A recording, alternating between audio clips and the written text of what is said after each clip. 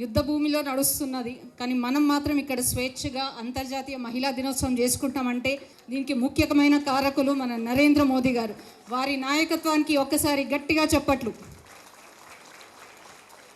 ఇకపోతే మనం మహిళల గురించి, మహిళా సాధికారత గురించి ప్రతిసారి చెప్పుకుంటూనే ఉంటాం. ఒక మహిళ గురించి చెప్పాలంటే ఒక వ్యక్తి గురించి కాదు, మొత్తం ప్రపంచం గురించే చెప్పాలి. మహిళ చేతికి పుస్తకం ఇస్తే భవిష్యత్తు రాస్తుంది, మహిళ చేతికి కలం ఇస్తే చరిత్ర రాస్తుంది, మహిళకు అవకాశం ఇస్తే ముందుకు తీసుకెళ్తుంది.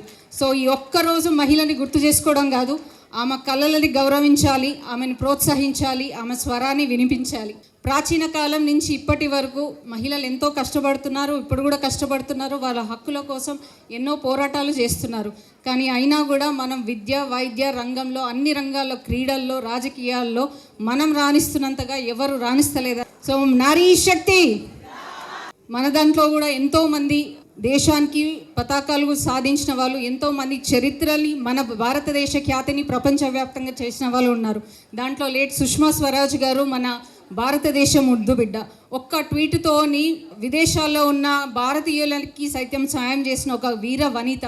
అలాగే మనం మొదటి ప్రథమ మహిళ ద్రౌపది ముర్ము గారు, మన నిర్మలా సీతారామన్ గారు. దేశ రక్షణ అయినా, దేశ ఖజానా అయినా ఒక మహిళ చేతికి పెడితే ఏం చేయగలుగుతుందని చూపించిన ఒక గొప్ప నాయకురాలు. అలాగే పివి సింధు గారు. ఇట్లా ఎంతోమంది చెప్పుకుంటే మహిళా సాధికారత అంటే మహిళల హక్కులు కల్పించడమే కాదు, వాళ్ళకి అవకాశాన్ని, భద్రతని, గౌరవం కల్పించడము బాధ్యత.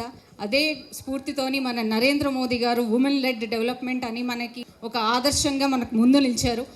ఉమెన్ లెడ్ డెవలప్మెంట్ అంటే మహిళలకి సమాన హక్కులు ఇచ్చి ముందుండి వారే నిర్ణయాలు తీసుకునే విధంగా, దేశాన్ని ముందుకు నడిపించే విధంగా మహిళలు ఉండాలని వారి యొక్క కళ. అందుకని పెహల్గాంలో అటాక్ అయినప్పుడు కూడా ఆపరేషన్ సింధూర్ మన మహిళలకే ఇచ్చి మన మీద నమ్మకంతో ఏదైతే ఆపరేషన్ సింధూర్ విజయవంతం సాధించారో దానికి నిదర్శనం మన మహిళలు. సో మనం మహిళా దినోత్సవం ఈ రోజు కాకుండా ప్రతిరోజు మనము మహిళా దినోత్సవం జరుపుకోవాలని కోరుకుంటాను. అలాగే మోదీ సర్కార్ మనకి నారీ శక్తిని వందన్ అధినియం చట్టం కింద 33% రిజర్వేషన్ ఇవ్వడం జరిగింది. ఇది చిన్న విషయం కాదు.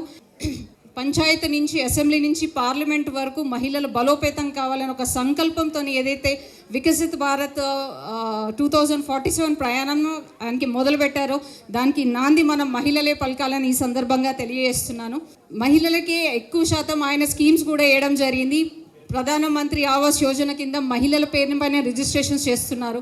గ్యాస్ కనెక్షన్స్ మహిళలకే, తర్వాత బ్యాంక్ అకౌంట్స్ మహిళలకి. నిన్నగాక మొన్న చూసుకున్నట్టయితే హెచ్పివి వ్యాక్సిన్ కూడా మహిళలకు ఫ్రీగా ఇస్తున్నారు. ఇప్పుడైతే ఏదైతే సర్వైకల్ క్యాన్సర్ బారిలో పడి అందరూ ఇబ్బంది పడుతున్నారో, సో హెచ్పివి వ్యాక్సిన్ కూడా మన నరేంద్ర మోడీ గారు మనకి ఇస్తున్నారు.